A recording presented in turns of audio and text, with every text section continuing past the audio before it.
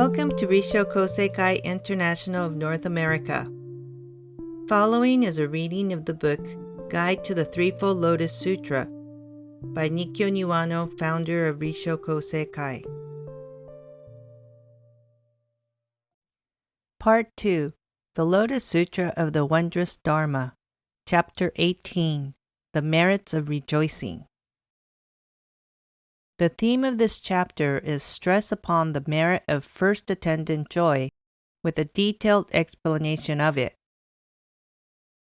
The reason for this repetition is that the joy attendant upon the teaching, with heartfelt gratitude for it and delight in it, is the primary and indispensable element of faith.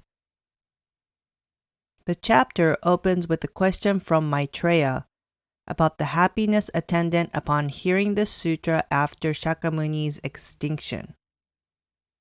The Buddha replies at length, saying in paraphrase, "Let us suppose that someone has been to a meeting for an explanation of the law, and that, moved by a spirit of gratitude and happiness, he tells someone else as well as he can what he has heard.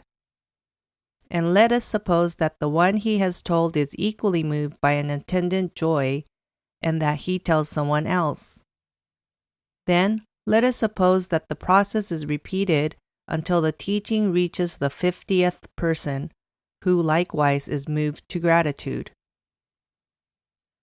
The merit of this 50th one is hundreds of millions of times greater than the enormous merit accumulated by a very, very rich man, who has spent his entire life in giving alms. Now, if the merit of the 50th hearer is of this order, how much greater is the immeasurable infinite merit of those who heard the message at the first assembly?"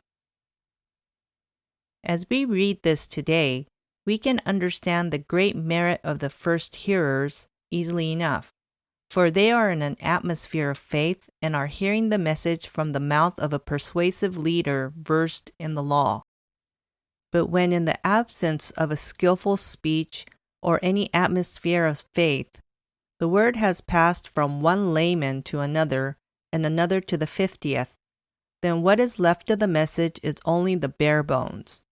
But even the bare bones of the Lotus Sutra are such that they cannot fail to impress, even at 50th remove. There are two reasons that the merit of the impression conveyed by the message even at such remove is greater than the merit of a rich man who has spent his life in almsgiving. One is that the spiritual joy that springs from hearing the true law is a treasure beyond compare.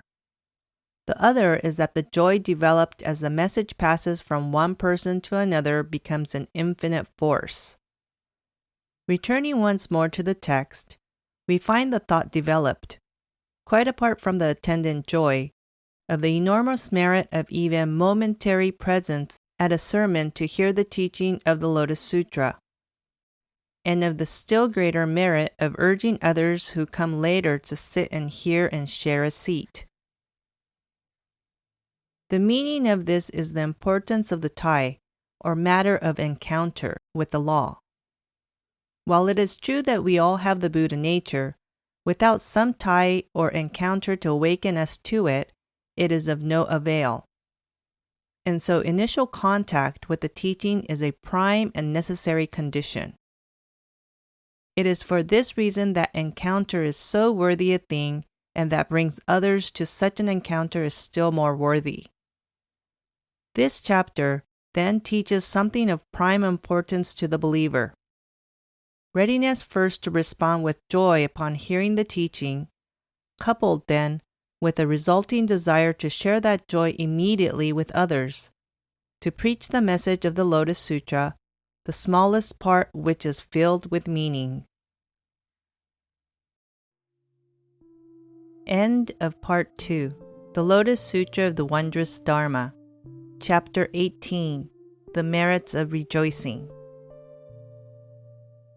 Arkina offers classes on Buddhism, information on meditation, holds online gatherings, and practices chanting. Please visit our website at www.arkina.org for information on upcoming events.